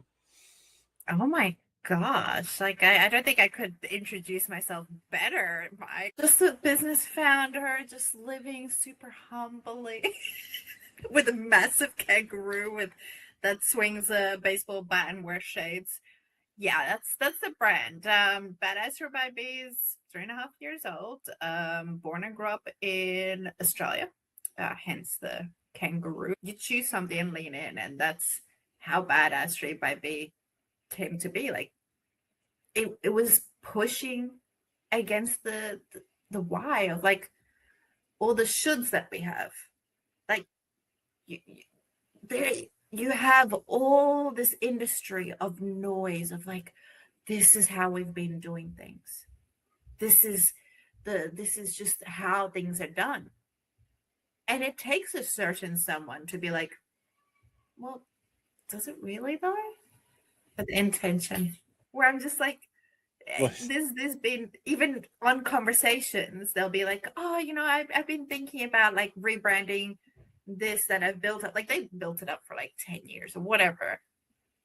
And they're like, oh, yeah, I want to get rid of it. Like, I want to change it to this. But have you built an audience?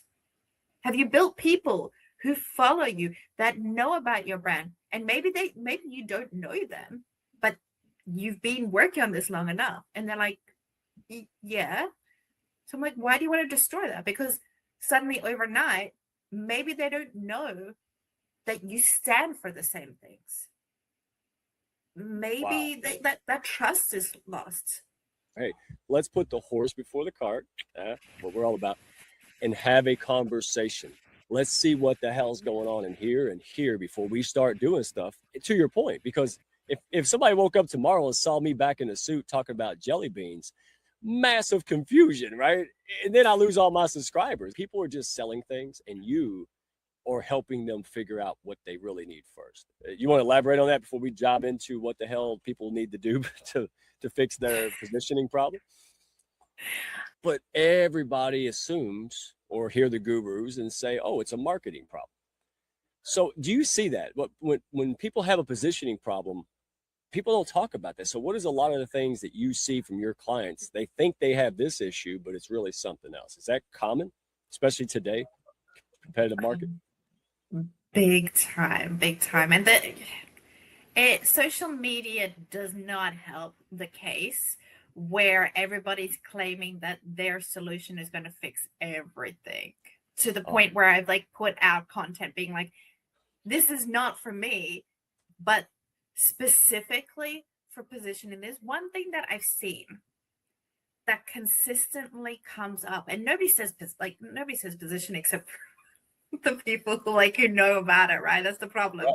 But the problem is, say, for example, you've just got a fresh website, or you've just invested in like ads or content or some kind of marketing, and you wait 6 months. You're like, this is not quite working. Like, I put this month like 40K, 20K, like I put this money in there, and this is not the level that I'm expecting. Oh God, this marketing they're not good. Like, this agency is crap. I need to change it. But the thing is, it's usually not the marketing at fault. It's like what they're even sales, even HR, when you're hiring somebody, they're rolling with what they've been given.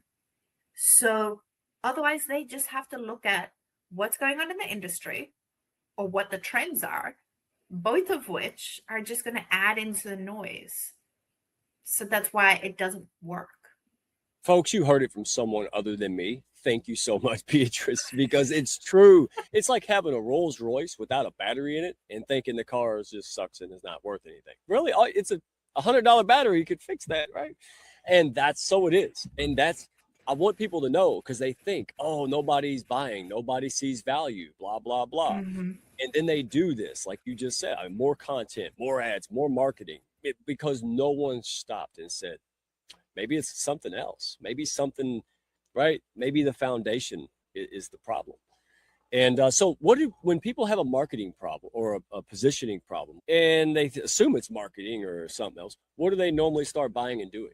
It's usually the investing, like say, for example, in ads, or worst case scenario, rebrand, like going, oh, yeah, maybe rebrand will do it. That we just need to refresh who's seeing us, which will end up doing way more damage than investing in more marketing, right? You're just erasing yourself from the whatever trust you've built up. So those are the kinds of things that happen consistently, instead of like, okay, well, this is the time that we should be looking at how we're seen.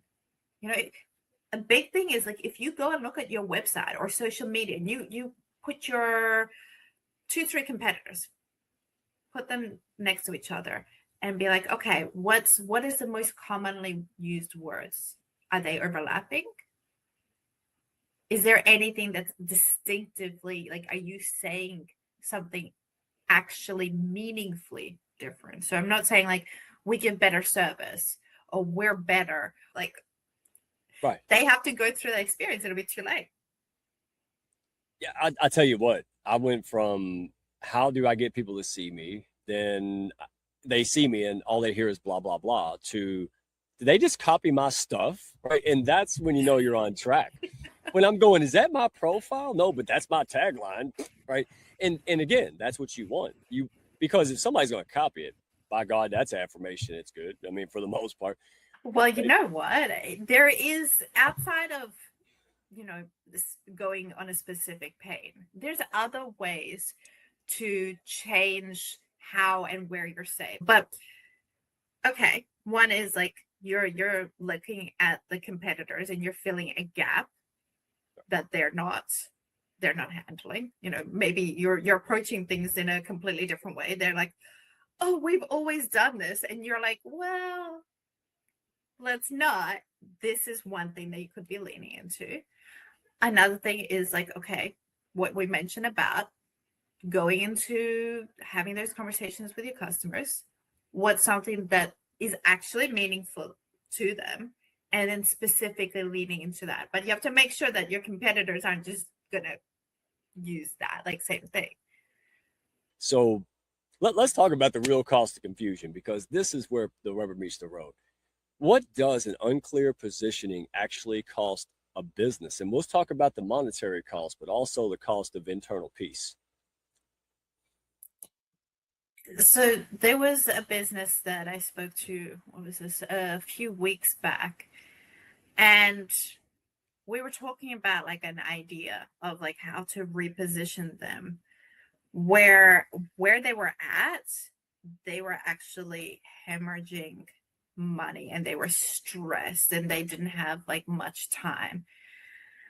And we're like, okay, well, we're still doing the same thing, but instead of focusing on this audience, we're focusing on the audience that will help sponsor this. But this sponsor, they're also getting something out of it by getting that service. And these people who come out of that service, they're like already ready. They don't have to wait or go through a million resumes. They're like, no, these people, we know the process. We already have that settled. So suddenly you're going from potentially losing money, stress, sleep, etc., to several $1 million potentially. And that's just the money side, right? But that's huge. You know, when you're blending in, you're putting in so much more effort into everything. The referral cycle is very long. The sales are just, it's harder for them because they don't have anything to go off of. They're just whatever everybody else says. It not only costs us money, it could shut our business down, but then it causes all kinds of, from my own experience and people in the house, it causes, you know, depression, you know, erosion of self-worth. And it's, and all because you didn't have a Beatrice going, there ain't nothing wrong with you, dude. You just have a starter out. Like, you know, you just have this one thing. If that one thing was identified and fixed in a way that was made you comfortable, it could have been a total different rewrite. It's a lot of, it's a discussion. It's like, hey, what are the things that you've done?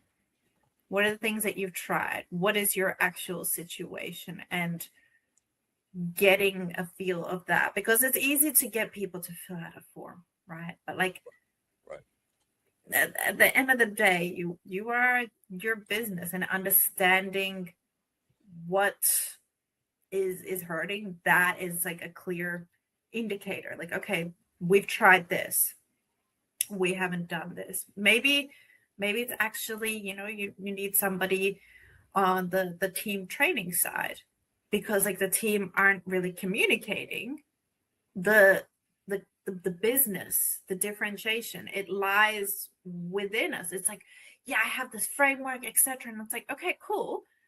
So this is your distinct framework. Have your team, like, are they fully like, could I go and talk to one of your team members right now and they would walk me through it like with the same ease? Usually that's not the case. We're building the base instead of building on quicksand. We're getting that cement in there. Let me put it this way.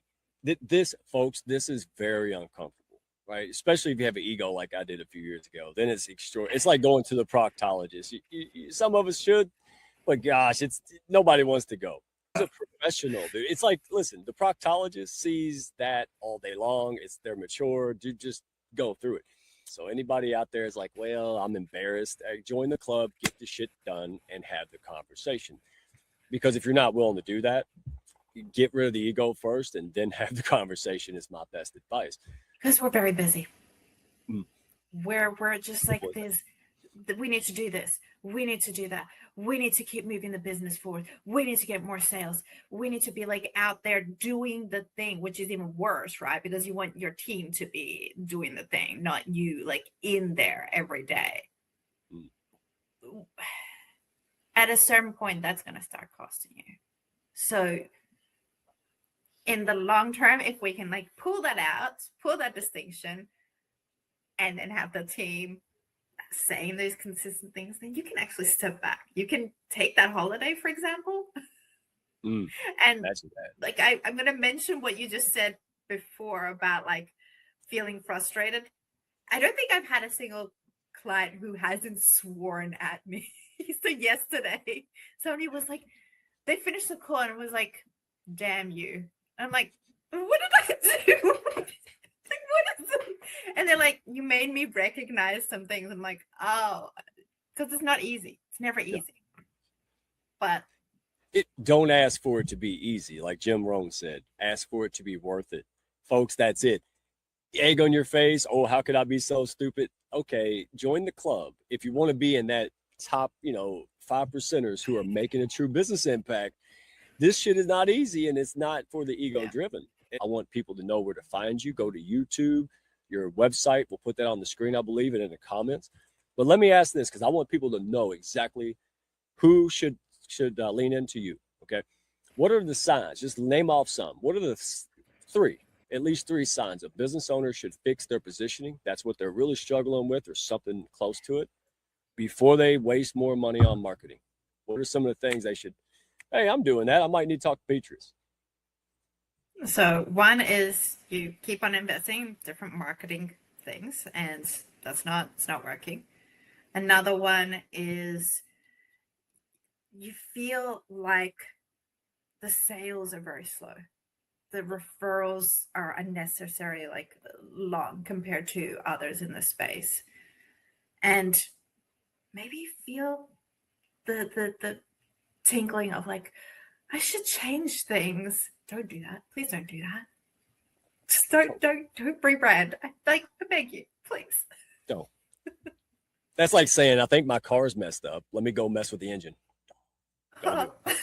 Just get a professional. Don't just suddenly like just decide to like flip the table. Let's woosah into it. All right. What should they do this week then? So if someone's listening and they go, dang, man, I might be making confusion louder. This is, what are some practical things they could do this week, right? There's a few things. So one is like, okay, go through recordings that you've had with your clients, your customers, etc. If you don't have recordings, I mean, sit down with your sales team and maybe kind of set that up that you do have recordings, because it's, hey, look, we're trying to be human, but we have AI now. Let's try to leverage that so it can like pick up things that are said consistently or pains that are mentioned, like especially at the beginning. These are the things that like people say, oh, you know, this is what I noticed, or like as they're working with you or as they're having that experience with you, the things that they mention about your company. And you can start getting niggles of like, okay, these are areas that I could potentially lean into. And then rewind back to earlier in the episode, I dropped 4 ways in which you could actually go and reposition yourself. So have a look. Have a look into each of those. Look at the competitors, look at your customers, look at the process, the buyer journey, and look at, like, you know, if there's any quirks. See what calls to you. Just grab like a notebook and like write down ideas. Don't overthink it. Just write down whatever comes to mind and then leave it overnight. See what comes up. See, that's advice that comes from true experience, right? But wisdom and experience. And thank you, my friend. I really enjoyed this conversation. I know it will impact way more people than we'll ever know.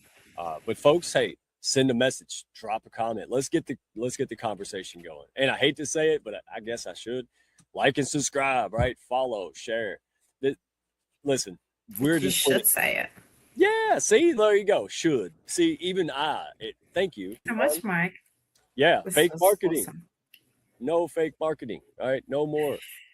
Marketing matters, but listen, you got to get the horse before the cart. So go see somebody. No pretty websites with fuzzy messages. No more content that makes people go, what the hell is that?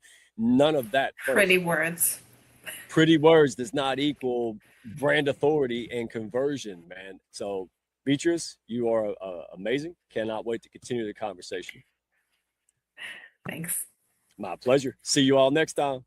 Be good.